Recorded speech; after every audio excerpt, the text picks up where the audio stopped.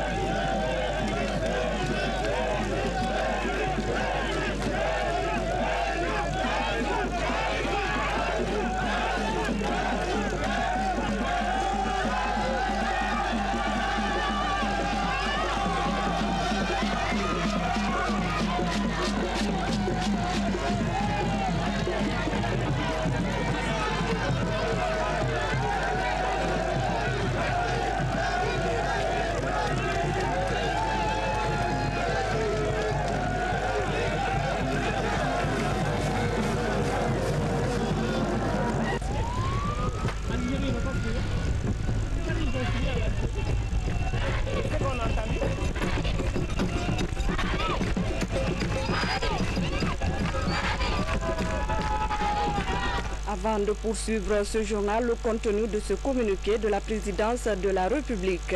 Dans le cadre des concertations avec la classe politique, son Excellence, Monsieur le Président de la République, invite le mercredi 20 mai 2015 à 11h le chef de file de l'opposition, l'honorable Cellou Dalein Diallo, pour des échanges portant sur la situation socio-politique nationale. Le président de la République reste fidèle à sa politique de concertation et de consensus entre la mouvance présidentielle et l'opposition pour l'aboutissement d'un dialogue permanent en vue d'aller vers des élections libres, crédibles et transparentes dans notre pays. Le bureau de presse de la présidence. Je vous le disais en titre, le café Ziama cultivé sur le massif de Ziama Massanta a un goût unique. Le produit de qualité est obtenu grâce aux travaux de recherche du centre de Sérédou. Aujourd'hui, ce café Made in Guinée s'impose sur le marché mondial et au salon de l'agriculture de Paris. À la découverte des saveurs du café Ziama avec Fodé Camara. À près de 800 km de Conakry, le massif montagneux du Ziama surplombe la commune rurale de Sérédou. Cet écosystème, toujours humide, est propice aux cultures d'exportation, notamment le café Ziama. Un café acidulé et aromatique au goût unique au monde. Aujourd'hui, hors de son terroir, ce café de qualité commence à marquer son territoire. Et les salons parisiens, salons d'agriculture en particulier, sont l'occasion d'assurer cette promotion. Je pense par exemple au succès qu'a eu le café Ziama lors d'un des derniers salons. Et c'est un succès mérité, parce que c'est un café, c'est un robusta, mais très fin, qu'il est agréable de boire. J'en suis moi-même consommateur. Le café Ziama vient de décrocher son indication géographique. Une indication géographique susceptible de faciliter la commercialisation de ce café, dont la spécificité est due à sa zone de production. Là, les chercheurs nous expliquent que c'est un clone qui a été fait par l'IRAG et qui, grâce aux conditions agroécologiques spécifiques du mont Ziama, donne un café extrêmement particulier. Le même café planté ailleurs n'aura pas le même goût, n'aura pas le même arôme. Aujourd'hui, l'aire de production du café Ziama a été délimitée, un cahier des charges établi. Ce café, bénéficiant de l'indication géographique protégée, est commercialisé à l'étranger à des prix rémunérateurs pour les producteurs. Mais à cause de sa faible production, la Guinée est loin d'être un pays grand producteur de café. C'est la semaine de l'agriculture. La RTG accompagne cette initiative du gouvernement. Les projecteurs sont donc dirigés vers la préfecture de Kindia. La cité doit abriter la journée nationale du paysan. La ville est réputée pour sa production fruitière et les agriculteurs qui évoluent dans le domaine saluent la politique d'accompagnement du chef de l'État qui consiste entre autres à la fourniture d'intrants, mais ils sollicitent la mise en place d'une politique de conservation et de commercialisation de leur production. Kernos Mandian. La production d'ananas, c'est l'une des spécialités des membres de la coopérative de producteurs de fruits et légumes de Kindia. En 2014, ils ont vendu près de 1300 tonnes d'ananas sur les marchés de la Guinée et de la sous-région. Une quantité qu'ils ambitionnent doubler, mais avant, il va falloir lever un obstacle, celui d'améliorer l'emballage des produits pour se lancer dans la conquête de nouveaux marchés. Difficile pour nous d'acheter les cartons fabriqués à la société d'emballage de Gomboya à cause du prix élevé. Nous demandons l'appui des autorités afin qu'on puisse avoir des cartons d'emballage répondant aux normes pour mieux présenter nos produits. C'est ici, dans le secteur de Bassa, à la périphérie de la ville, qu'ils cultivent l'ananas, une étendue terrestre exclusivement dédiée à la culture de fruits, prisée pour ses vertus nutritionnelles. Aux plantations d'ananas s'ajoute celle de bananes en pleine expansion dans la ville. Avec un sol propice à l'agriculture, Kindia offre de multiples possibilités aux amoureux de la terre d'investir dans la culture des fruits. Les gens se tournent de plus en plus vers la terre parce qu'ils ont vu l'intérêt de la terre, de culture. Ils ont vu des gens qui commencent à s'enrichir à partir de l'agriculture, petit à petit dans les villages, dans les villes, dans les sous-préfectures, et ainsi de suite. Parce que dans ça, pourquoi les gens avaient abandonné l'agriculture? Parce qu'ils n'avaient pas vu les gens s'enrichir dans l'agriculture. Tout comme avec les ananas, le défi de commercialisation et de conservation se pose pour l'épanouissement de la production de la banane. Même préoccupation en cette période de mangue, l'appel pour la construction d'unités industrielles de transformation des fruits est sur toutes les lèvres. Aujourd'hui, il n'y a que Daboya qui essaye de cueillir certaines mangues et les vendent ailleurs. En dehors de ça, beaucoup de mangues causent des pertes. Samedi prochain va être organisée ici à Kindia la journée nationale du paysan, un événement très attendu dans cette ville où les paysans auront l'occasion d'exposer leurs richesses agricoles. Kindia est la cité des agrumes, mais elle pourrait être aussi par excellence la cité des tubercules. L'expérimentation d'une nouvelle variété de manioc appelée Tokomba donne des résultats satisfaisants. Les recherches sont menées par le centre agronomique de Foulaya. Mamadou Alpha Baldé nous fait découvrir cette espèce. Originaire du Nigeria, le Tokumbo est aujourd'hui l'une des variétés de manioc les plus prometteuses en Guinée. Avec un rendement estimé à plus de 50 tonnes à l'hectare, cette variété de manioc fascine les paysans. Ici au centre de recherche agronomique de Foulaya, les spécialistes comptent vulgariser davantage ce tubercule.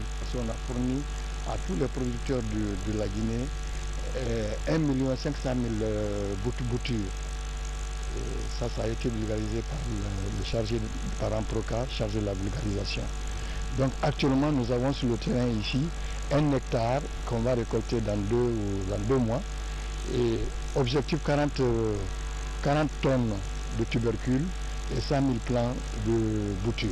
Mis à la disposition des agriculteurs depuis un certain nombre d'années, le Tokumbo est cultivé dans plusieurs localités du pays, ce qui contribue au renforcement de la sécurité alimentaire et favoriser la diversification nutritionnelle dans le pays. Justice, le respect de la procédure judiciaire et la lutte contre l'insécurité au centre d'un conclave hier jeudi à Conakry. Le parquet général près la cour d'appel de Conakry et les officiers de police judiciaire de la capitale se sont retrouvés pour examiner ensemble les procédures pouvant contribuer davantage à améliorer le système et renforcer ainsi le respect des droits de l'homme. Reportage Kernos Mandian. Cour d'appel de Conakry. Le procureur général de cette institution judiciaire échange avec les officiers de police judiciaire de la capitale. Au menu de la rencontre, le respect de la procédure et la lutte contre la criminalité. Nous voulons mettre en place un état de droit nous sortons d'une situation, on n'en est pas tout à fait sorti. Nous évoluons vers une situation où nous ne sommes pas tout à fait arrivés. Sans dire qu'il y a les réminiscences du passé qui auront cours jusqu'à ce que l'état de droit se raffermisse. Les présumés auteurs de ces crimes sont mis à la disposition des procureurs de la République qui doivent les poursuivre. Les présumés auteurs et le procès verbal qui les suit. Les officiers de police judiciaire ont compétence d'enquêter sur les infractions. Aujourd'hui, leur collaboration avec les différents procureurs de la capitale est plus que nécessaire pour freiner le phénomène d'insécurité. Les officiers de police judiciaire, les procureurs de la République et les procureurs généraux doivent conjuguer le même verbe, car nous avons le même objectif, éradiquer la commission des infractions dans notre pays. Au cours de la rencontre, il a été demandé aux OPJ de veiller au respect du délai de garde à vue, une étape décisive dans la construction d'un État respectueux des principes fondamentaux des droits de l'homme. Un reportage signé Kerno Younoussaba. Et puis des équipements d'enquête pour les commandants des brigades de recherche. Il s'agit de sceller pour mieux conserver les éléments de preuve lors des enquêtes. La remise du lot a eu lieu à l'école de la gendarmerie de Sonfonia. Reportage Alia Kamara. Un seul objet volé peut déclencher une enquête judiciaire. Mais dans la plupart des brigades de recherche, les pièces à conviction sont souvent mal conservées, ce qui peut conduire à leur perte et au non-aboutissement de l'enquête en cours. C'est pour permettre à toutes les procédures déclenchées d'aller à terme que ces équipements sont mis à la disposition des 12 brigades de recherche et de la gendarmerie maritime. L'ensemble forme des scellés. Un objet qui est saisi lors d'une perquisition doit pouvoir être suivi depuis le jour de la saisie jusqu'à la date d'audience au tribunal qui peut avoir lieu plusieurs mois, voire un an après les faits. Il peut y avoir plusieurs objets saisis dans le cadre d'une affaire et une brigade de recherche peut avoir plusieurs affaires simultanées. Vous comprenez qu'il peut y avoir une multitude d'objets saisis et il faut absolument les répertorier, les étiqueter pour qu'ils ne se perdent pas au cours de la phase du procès pénal. Vous savez que nous avons des enquêtes d'envergure et généralement nous avons les objets qui sont saisis et placés sous ces listes. Cela veut dire que ce sont les objets, n'est-ce pas, qui ont un rapport avec le fait pénal et qui, n'est-ce pas, va permettre la manifestation de la vérité. Cette cérémonie de remise boucle une opération de formation des bénéficiaires dans l'utilisation de ces scellés. Le haut commandant de la gendarmerie nationale tient à la qualification de ces unités pour la conduite professionnelle des enquêtes et pour faciliter la tâche à la justice. Tout ce que la gendarmerie est en train de faire, en fait, c'est pour la justice. Parce qu'une bonne procédure ficelée qui arrive au parquet général, nous n'avons pas de problème. En attendant l'achèvement des travaux du laboratoire scientifique dans l'enceinte même de l'école de Sonfonia, la gendarmerie guinéenne s'équipe et se professionnalise. Outre la conduite responsable des enquêtes judiciaires, cette journée d'échange a également permis de sensibiliser les unités d'intervention pour une gestion correcte des manifestations. Restons dans ce siège pour signaler la relance ce matin des travaux de construction d'infrastructures modernes dans les garnisons militaires et de gendarmerie du pays. 3 entreprises sont chargées de l'exécution des travaux. Le ministre délégué à la Défense nationale en compagnie du chef d'état-major général des armées et le haut commandant de la gendarmerie nationale, directeur de la justice militaire, a procédé à la remise des chantiers. Compte rendu, Louis-Auguste Leroy. Nous sommes ici sur le chantier dit du PM2, PM3. Beaucoup de Conacrica restent attachés à ces lieux pour leur histoire et leur fréquentation de convivialité et d'animation de la capitale. Ce chantier est un complexe de bâtiments en hauteur qui comprendra une école, des logements et une infirmerie, le tribunal militaire permanent de Conakry et la direction des investigations jusqu'en Yaya Diallo. La plus grande garnison militaire fait l'objet d'une attention toute particulière du chef de l'État qui tient à en faire l'une des meilleures garnisons de l'Afrique de l'Ouest.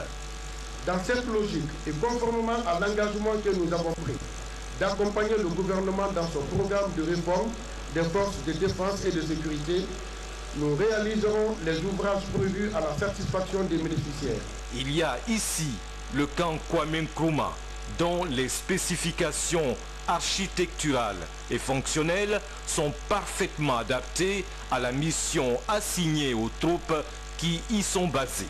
À Sonfonia, il y a en projet l'état-major de la marine et la gendarmerie nationale. C'est l'une des 3 nouvelles villes qui vont faire de Conakry l'une des plus grandes et des plus belles métropoles de l'Afrique. L'armée de l'air, les écoles de Manéa y sont également programmées. Le professeur Alpha Condé a imaginé et conçu les grands travaux pour l'armée. Nous assistons à la concrétisation de la volonté du Monsieur le Président de la République, chef suprême des armées, de doter les forces armées guinéennes d'infrastructures modernes afin d'améliorer les conditions de vie des forces armées.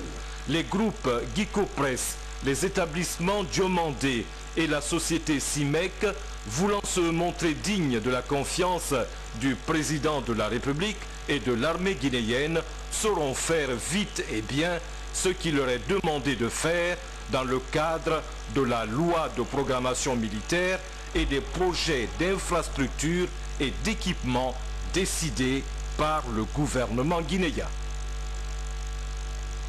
Bientôt un lycée d'excellence dans la région de Kankan. Le chantier lancé depuis le 25 mars dernier est exécuté par l'entreprise Sogefel sous la supervision d'un bureau de contrôle.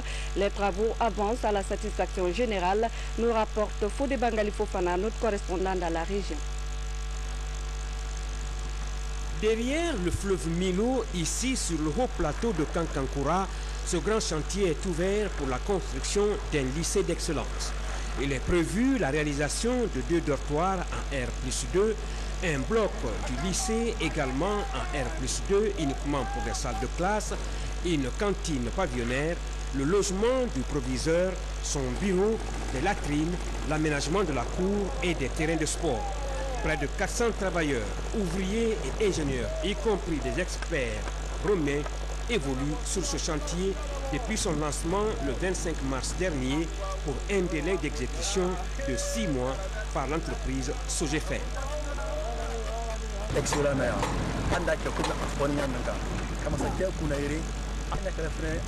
Ce travail, nous le ferons pour honorer le président de la République qui a eu confiance en nous. Nous le ferons conformément au cahier de charges. Ce travail, nous le faisons pour nous-mêmes parce que ce lycée d'excellence est fait ici à Kankan pour tous les Guinéens.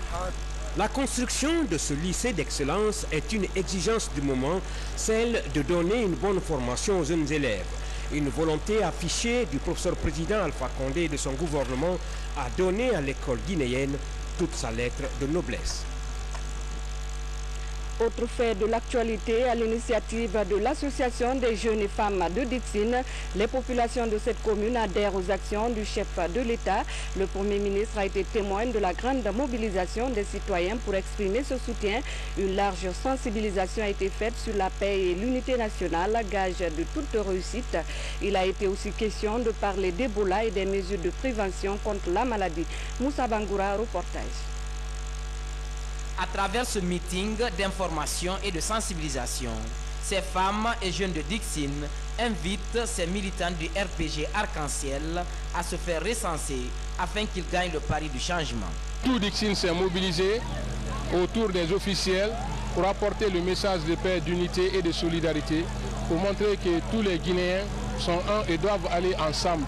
Ensuite, sensibiliser la population par rapport aux règles d'hygiène à observer pour éradiquer la fièvre hémorragique à virus Ebola qui est sur le point d'être vaincu à Conakry, mais plus particulièrement à Dixine où au jour d'aujourd'hui on signale 0 cas. Le gouverneur de Conakry et le Premier ministre, chef du gouvernement, ont appelé la population à renforcer la paix, l'unité nationale, mais aussi respecter les règles d'hygiène pour bouter Ebola hors de la Guinée. Si Dixine est engagé, je pense que c'est vertueux. Chacun dans son acte au quotidien doit travailler à renforcer le tissu social, en allant vers l'autre, en lui parlant la vérité. Dieu, lui, l'a déjà choisi, le chef qui va nous présider pour les 5 années à venir. Le moment venu, les Guinéens le découvriront. Mais ce qu'il faut faire, ce que les Guinéens doivent savoir, nous sommes tous un, nous sommes des frères. Il faut extirper en nous les rancœurs, les haines qui nous détruisent. Il faut que nous évitons de nous stigmatiser les uns par rapport aux autres. L'engagement est donc pris par ces jeunes et femmes pour véhiculer le message dans les autres quartiers de la commune pour instaurer la quiétude sociale dans la cité. Le bureau d'appui à la gouvernance dans le secteur minier dote le bureau guinéen d'études et d'évaluation environnementale de matériel et d'équipements d'analyse. Cette acquisition rendra désormais la structure plus performante dans la vocation de protection de l'environnement, surtout dans les zones minières. Abdoulaye Diallo. Du matériel d'analyse et d'équipement de protection individuelle pour les agents des eaux et forêts. Cela pour résoudre en un temps record les cas de pollution isolée causés sur le sol, l'eau et l'air. Une innovation dans le secteur de l'environnement guinéen.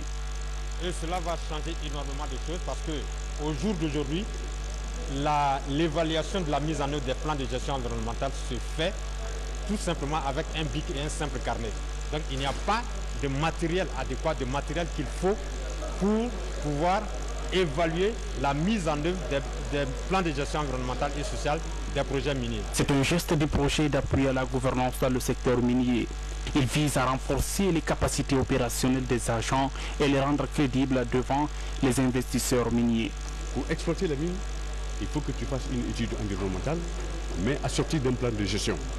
Le plan de gestion là sera suivi par les cadres de l'environnement.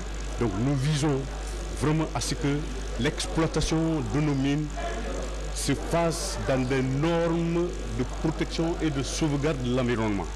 Pour atteindre cet objectif, le projet compte dans son plan moderniser le système de gouvernance de tous les secteurs impliqués dans la gestion des mines en Guinée.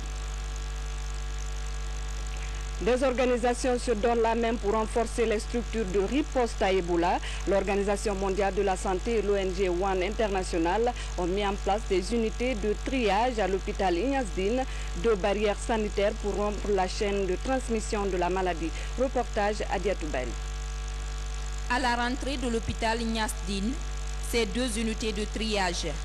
L'une mise en place par l'OMS pour le contrôle du personnel soignant. Cette autre unité est installée par l'ONG WAHA. Elle est consacrée au triage des patients et des visiteurs de l'hôpital. À l'intérieur, une caméra thermique de prise de température et un laboratoire. Des nouvelles procédures qui consistent à dépister rapidement les cas suspects d'Ebola. Maintenant qu'on a un laboratoire actif qui fonctionne à partir d'aujourd'hui, s'il y a un cas suspect, directement, nous allons faire les prélèvements. Mais 45 à 1 heure du temps, on a les résultats qu'il nous faut si c'est un cas positif ou pas. À cette unité de triage s'ajoutent ces 18 motos-ambulances offertes par WAHA International. Des engins pour faciliter le transport des malades confirmés du virus Ebola vers les centres de traitement du pays. Ce, pour briser la chaîne de transmission de la maladie. Premièrement, zéro infection, zéro contact parmi le personnel. Plus de 600 patients ayant subi le triage, 62 patients référés au CTE de Donka, dont un seul cas positif. 316 décès hospitaliers prélevés à la mort de l'hôpital par la Croix-Rouge, tous négatifs à l'infection au virus Ebola. Ce sont des mesures qui peuvent paraître simples, mais dans les luttes contre l'épidémie d'Ebola, tout est affaire de discipline. Le moindre relâchement de discipline, et on l'a encore vu hier, peut être fatal. Malgré les stratégies de riposte à Ebola menées sur le terrain, des nouvelles infections sont enregistrées dans le pays. Où nous avons fait des jours successifs, près de 4 semaines, on n'en avait pas enregistré en une seule journée 10 nouveaux cas. C'est hier que nous l'avons enregistré. Et de quelle manière? Nous en avons eu 6 à Dubreka, 2 à Frécaria et 2 à Bokeh. Depuis l'annonce de l'épidémie à virus Ebola en Guinée, l'ONG WAHA œuvre pour l'éradication de la maladie dans le pays. Je vous le disais en titre, célébration de la 21e journée internationale de la famille dans la préfecture de Bofa.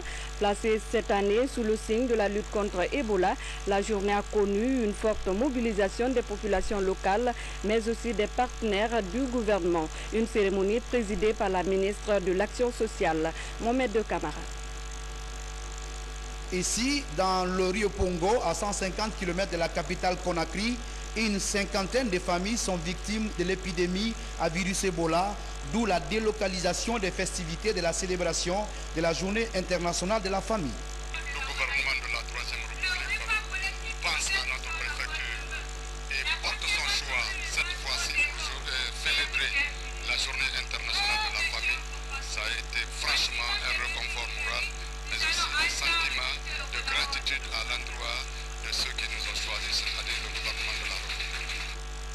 Pour aider ces familles déjà éprouvées par le virus Ebola à se relever, les partenaires du gouvernement à travers le ministère de l'Action sociale ont distribué des vivres et des kits de lavage de mains en vue d'éradiquer définitivement le virus Ebola dans cette préfecture. Historiquement parlant, cette célébration est une grande occasion pour nous de rappeler aux autorités l'importance de la famille dans le développement national. Comme Bofa a été touché par Ebola et Bofa fait partie de l'urgence sanitaire décrétée par le président de la République, c'est ce qui nous a motivés dans le cadre de la considération de la décentralisation amorcée par le président de la République pour dire que la Guinée ne se limite pas seulement à Conakry, les préfectures aussi existent. C'est ce qui nous a motivés à venir accompagner la population de Bofa dans leur détresse, dans leur stigmatisation et dans leur sacré.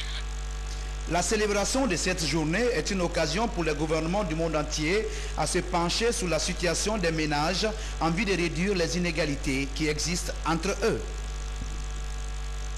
À présent, ces images de fête, la RTG a soufflé ses 38 bougies hier 14 mai. Fruit de la coopération guinéo-libyenne, la télévision nationale a connu depuis 1977 beaucoup de mutations. À cette occasion, les travailleurs se sont retrouvés autour d'un cocktail dans les locaux de la RTG Koloma pour évaluer le chemin parcouru. Compte rendu, Moussa Mikini Kamara. La RTG Koloma célèbre le 38e anniversaire de la création de la télévision nationale. C'était le 14 mai 1977. Le gouvernement libyen d'alors a offert au gouvernement de la Première République sa toute première télévision nationale. À l'époque, les images étaient en noir et blanc. Aujourd'hui, les responsables de ce médium ont pour ambition de qualifier le personnel et surtout équiper la maison pour révolutionner ce médium. Ce jour est un grand jour pour nous, c'est un jour de souvenir. Nous pensons à nos devanciers, à ceux qui ont fait cette télévision. Nous pensons à tous les Guinéens qui se sont succédés dans les salles de rédaction, dans les studios de la RTG depuis sa création.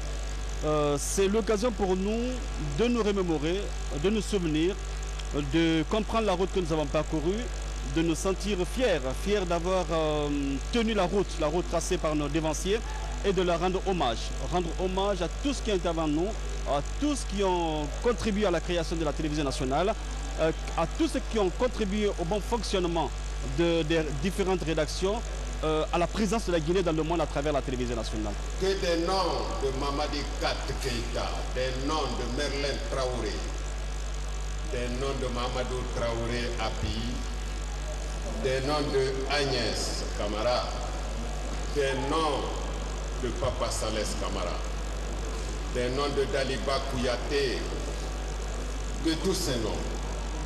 Et j'en oublie à pour compter. Que des noms résonnent aujourd'hui qui auraient souhaité être avec nous, qui, en 1977, lorsque cette télévision se lançait, étaient encore sur les bancs. La télévision nationale dispose de programmes d'information, d'éducation et de distraction. D'un conclave hier jeudi à Conakry, le parquet général près la cour d'appel de Conakry et les officiers de police judiciaire de la capitale se sont retrouvés pour examiner ensemble les procédures pouvant contribuer davantage à améliorer le système et renforcer ainsi le respect des droits de l'homme. Reportage Kernos Mandiali. Cour d'appel de Conakry.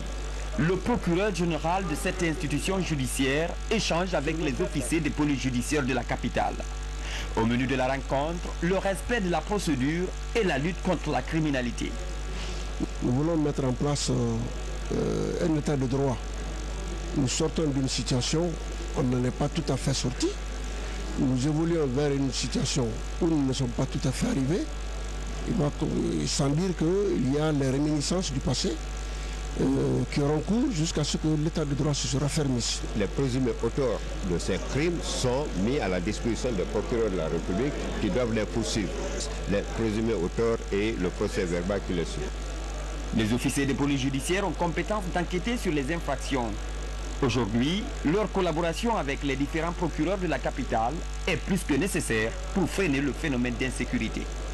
Les officiers de police judiciaire, les procureurs de la République et les procureurs généraux doivent conjuguer le même verbe, car nous avons le même objectif, éradiquer la commission des infractions dans notre pays. Au cours de la rencontre, il a été demandé aux OPJ de veiller au respect du délai de garde à vue, une étape décisive dans la construction d'un État respectueux des principes fondamentaux des droits de l'homme. Un reportage signé Kerno Younoussaba. Et puis des équipements d'enquête pour les commandants des brigades de recherche.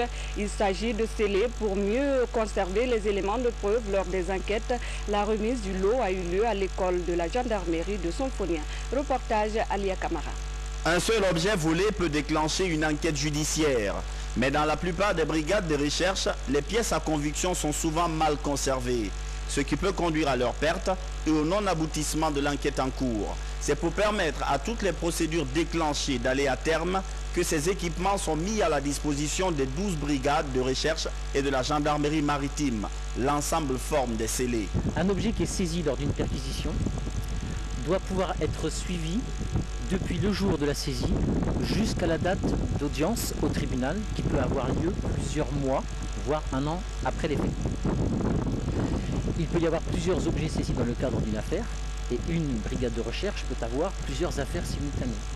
Vous comprenez qu'il peut y avoir une multitude d'objets saisis et il faut absolument les répertorier, les étiqueter pour qu'ils ne se perdent pas au cours de la phase du procès pénal. Vous savez que nous avons des enquêtes d'envergure et généralement nous avons les objets qui sont saisis et placés sous ces listes. Ça veut dire que ce sont les objets, n'est-ce pas, qui ont un rapport avec le fait pénal et qui, n'est-ce pas, va permettre la manifestation de la vérité. Cette cérémonie de remise boucle une opération de formation des bénéficiaires dans l'utilisation de ces scellés. Le haut commandant de la gendarmerie nationale tient à la qualification de ces unités pour la conduite professionnelle des enquêtes et pour faciliter la tâche à la justice. Tout ce que la gendarmerie est en train de faire, en fait, c'est pour la justice. Parce qu'une bonne procédure ficelée qui arrive au parquet général, nous n'avons pas de problème. En attendant l'achèvement des travaux du laboratoire scientifique dans l'enceinte même de l'école de Sonfonia, la gendarmerie guinéenne s'équipe et se professionnalise. Outre la conduite responsable des enquêtes judiciaires, cette journée d'échange a également permis de sensibiliser les unités d'intervention pour une gestion correcte des manifestations.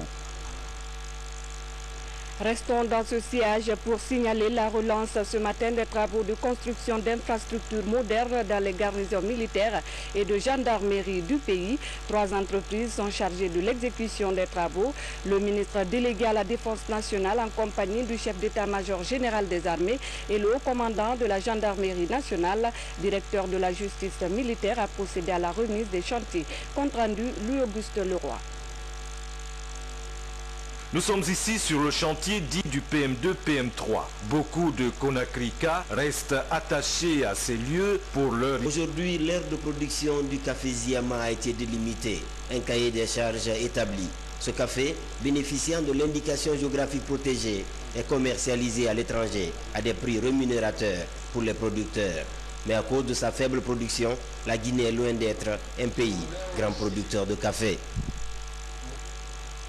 C'est la semaine de l'agriculture. La RTG accompagne cette initiative du gouvernement. Les projecteurs sont donc dirigés vers la préfecture de Kindia. La cité doit abriter la journée nationale du paysan.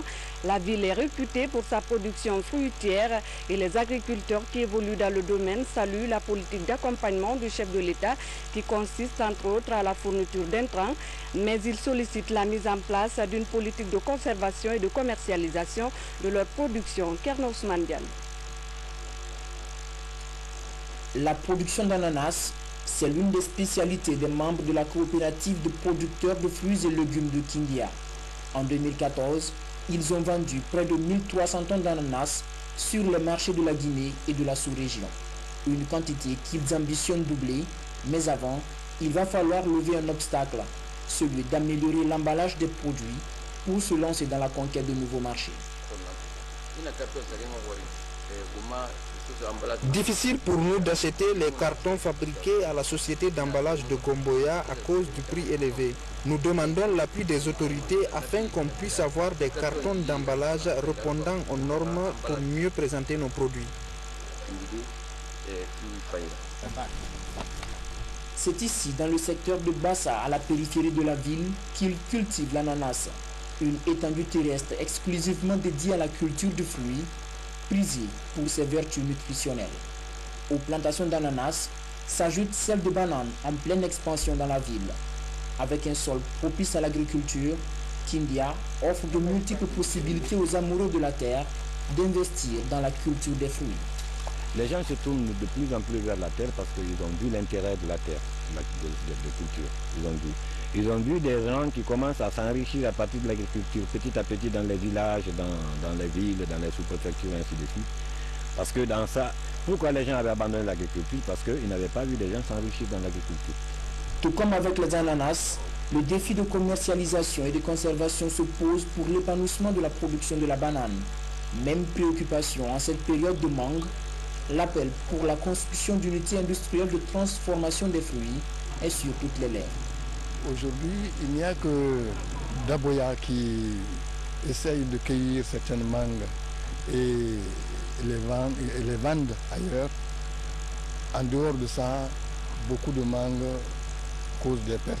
Samedi prochain va être organisée ici à Kindia la journée nationale du paysan, un événement très attendu dans cette ville où les paysans auront l'occasion d'exposer leurs richesses agricoles.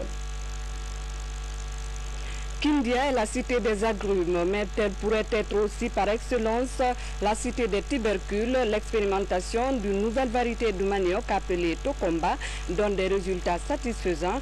Les recherches sont menées par le centre agronomique de Foulaya. Mamadou Alpha Baldé nous fait découvrir cette espèce. Originaire du Nigeria, le Tokumbo est aujourd'hui l'une des variétés de manioc les plus prometteuses en Guinée. Avec un rendement estimé à plus de 50 tonnes à l'hectare, cette variété de manioc fascine les paysans. Ici au centre de recherche agronomique de Foulaya, les spécialistes comptent vulgariser davantage ce tubercule. On a fourni à tous les producteurs de la Guinée 1 500 000 boutures. Ça a été vulgarisé par le chargé, par un Procar, chargé de la vulgarisation. Donc actuellement, nous avons sur le terrain ici 1 hectare qu'on va récolter dans 2 mois. Et objectif 40 tonnes de tubercules et 100 000 plants de boutures. Mis à la disposition des agriculteurs depuis un certain nombre d'années, le Tokumbo est cultivé dans plusieurs localités du pays, ce qui contribue au renforcement de la sécurité alimentaire et favoriser la diversification nutritionnelle dans le pays. Justice, le respect de la procédure judiciaire et la lutte contre l'insécurité au centre.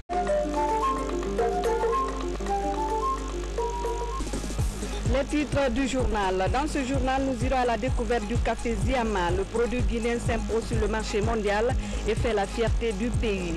Et de découverte des chantiers, réouverture des chantiers de l'État, le ministre délégué à la Défense nationale a procédé ce matin au coup d'envoi des travaux. Bofa abrite la 21e journée internationale de la famille. Célébrée cette année, cette journée a connu une forte mobilisation. Les Échos, c'est dans ce journal.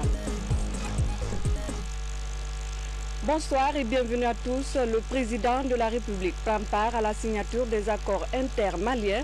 Professeur Alpha Condé répond à l'invitation de son ami Ibrahim Boubacar Keïta. Il a été accueilli à sa descente d'avion à Bamako par une forte communauté guinéenne. Sanassi Keïta, envoyé spécial.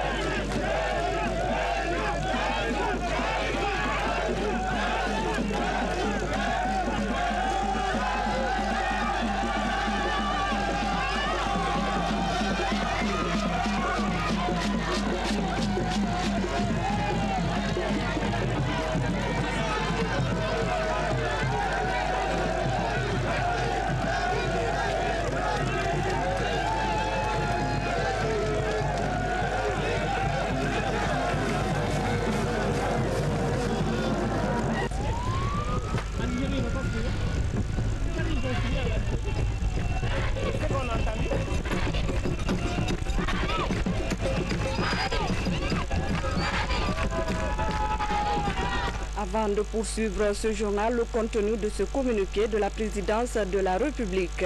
Dans le cadre des concertations avec la classe politique, son Excellence, Monsieur le Président de la République, invite le mercredi 20 mai 2015 à 11h le chef de file de l'opposition, l'honorable Cellou Dalein Diallo, pour des échanges portant sur la situation socio-politique nationale.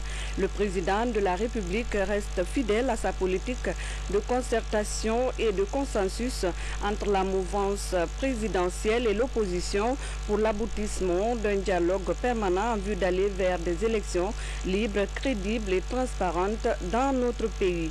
Le bureau de presse de la présidence. Je vous le disais en titre, le café Ziama cultivé sur le massif de Ziama Massanta a un goût unique. Le produit de qualité est obtenu grâce aux travaux de recherche du centre de Sérédou. Aujourd'hui, ce café Made in Guinée s'impose sur le marché mondial et au salon de l'agriculture de Paris. À la découverte des saveurs du café Ziama avec Fodé Camara. À près de 800 km de Conakry, le massif montagneux du Ziama surplombe la commune rurale de Sérédou. Cet écosystème, toujours humide, est propice aux cultures d'exportation, notamment le café Ziama. Un café acidulé et aromatique au goût unique au monde. Aujourd'hui, hors de son terroir, ce café de qualité commence à marquer son territoire. Et les salons parisiens, salons d'agriculture en particulier, sont l'occasion d'assurer cette promotion. Je pense par exemple au succès qu'a eu le café Ziama lors d'un des derniers salons.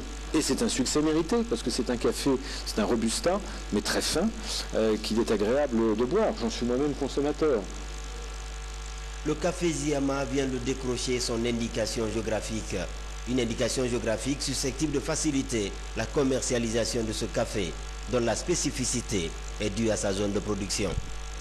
Là, les chercheurs nous expliquent que c'est un clone qui a été fait par l'IRAG et qui, grâce aux conditions agroécologiques spécifiques du mont Ziama, donne un café extrêmement particulier. Le même café planté ailleurs n'aura pas le même goût, n'aura pas le même arôme.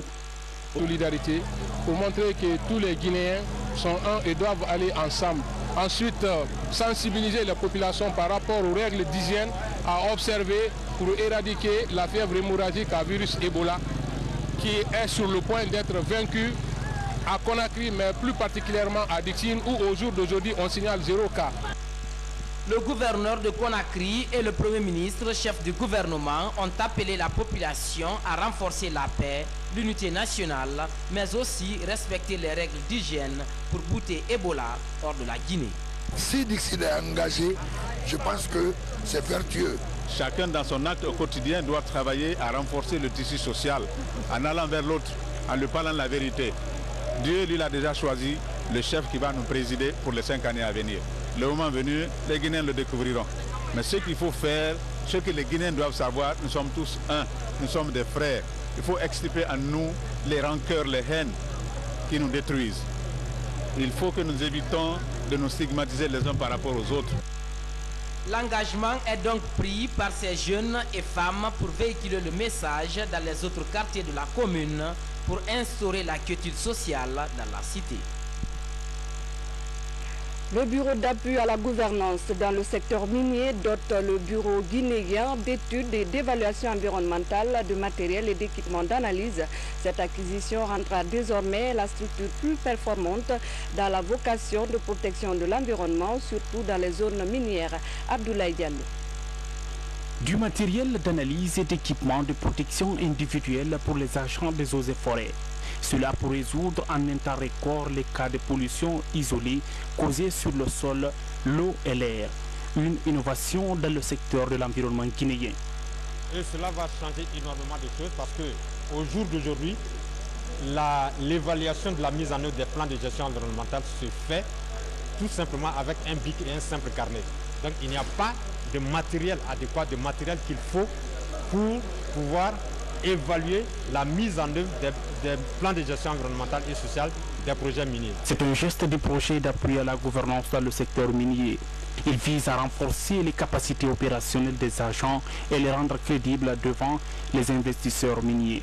Pour exploiter la mine, il faut que tu fasses une étude environnementale, mais assortie d'un plan de gestion. Le plan de gestion là sera suivi par les cadres de l'environnement. Donc nous visons vraiment à ce que l'exploitation de nos mines se fasse dans des normes de protection et de sauvegarde de l'environnement. Pour atteindre cet objectif, le projet compte dans son plan moderniser le système de gouvernance de tous les secteurs impliqués dans la gestion des mines en Guinée. Des organisations se donnent la main pour renforcer les structures de riposte à Ebola. L'Organisation mondiale de la santé et l'ONG One International ont mis en place des unités de triage à l'hôpital Ignasdine, 2 barrières sanitaires pour rompre la chaîne de transmission de la maladie. Reportage à Diatoubel. À la rentrée de l'hôpital Ignasdine, ces 2 unités de triage, l'une mise en place par l'OMS pour le contrôle du personnel soignant. Cette autre unité est installée par l'ONG WAHA. Elle est consacrée au triage des patients et des visiteurs de l'hôpital. À l'intérieur, une caméra thermique de prise de température et un laboratoire.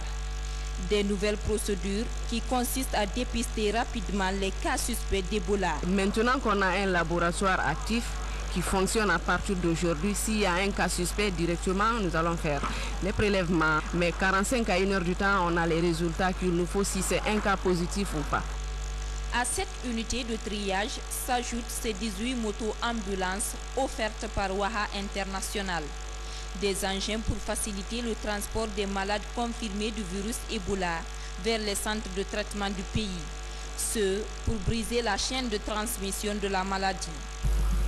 Premièrement, 0 infection, 0 contact parmi le personnel. Plus de 600 patients ayant subi le triage, 62 patients référés au CTE de Donka, dont un seul cas positif. 316 décès hospitaliers prélevés à la morgue de l'hôpital par la Croix-Rouge. Histoire et leur fréquentation de convivialité et d'animation de la capitale. Ce chantier est un complexe de bâtiments en hauteur qui comprendra une école, des logements et une infirmerie, le tribunal militaire permanent de Conakry et la direction des investigations jusqu'en Yaya Diallo. La plus grande garnison militaire fait l'objet d'une attention toute particulière du chef de l'État qui tient à en faire l'une des meilleures garnisons de l'Afrique de l'Ouest. Dans cette logique et conformément à l'engagement que nous avons pris d'accompagner le gouvernement dans son programme de réforme des forces de défense et de sécurité, nous réaliserons les ouvrages prévus à la satisfaction des bénéficiaires. Il y a ici le camp Kwame Nkrumah, dont les spécifications architecturales et fonctionnelles sont parfaitement adaptées à la mission assignée aux troupes qui y sont basées. À Sonfonia, il y a en projet l'état-major de la marine et la gendarmerie nationale.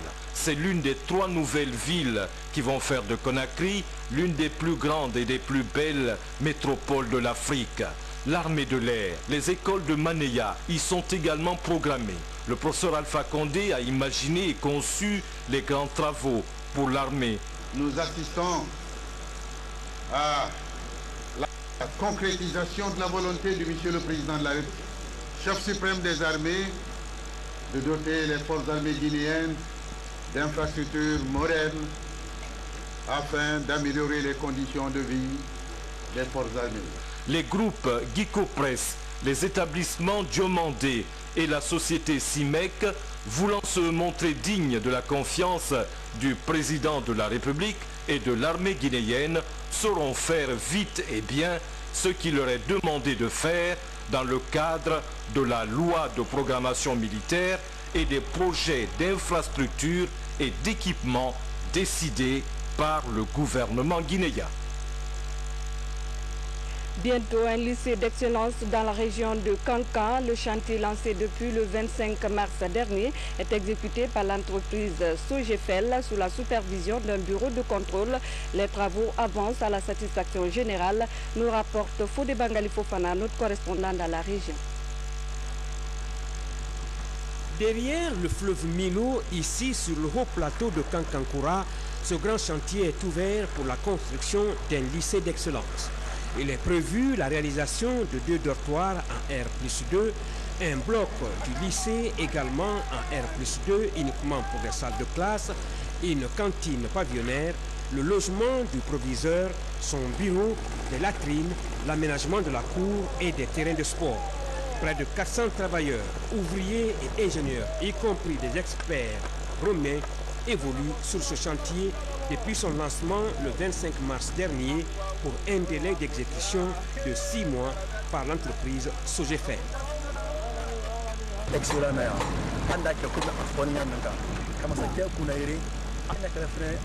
Ce travail, nous le ferons pour honorer le président de la République qui a eu confiance en nous.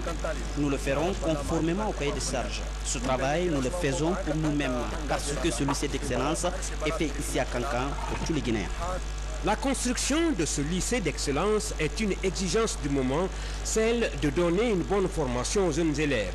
Une volonté affichée du professeur président Alpha Condé et de son gouvernement à donner à l'école guinéenne toute sa lettre de noblesse. Autre fait de l'actualité, à l'initiative de l'Association des jeunes et femmes de Dixine, les populations de cette commune adhèrent aux actions du chef de l'État. Le Premier ministre a été témoin de la grande mobilisation des citoyens pour exprimer ce soutien. Une large sensibilisation a été faite sur la paix et l'unité nationale, gage de toute réussite. Il a été aussi question de parler d'Ebola et des mesures de prévention contre la maladie. Moussa Bangoura, reportage. À travers ce meeting d'information et de sensibilisation, ces femmes et jeunes de Dixine invitent ces militants du RPG Arc-en-Ciel à se faire recenser afin qu'ils gagnent le pari du changement. Tout Dixine s'est mobilisé autour des officiels pour apporter le message de paix, d'unité et de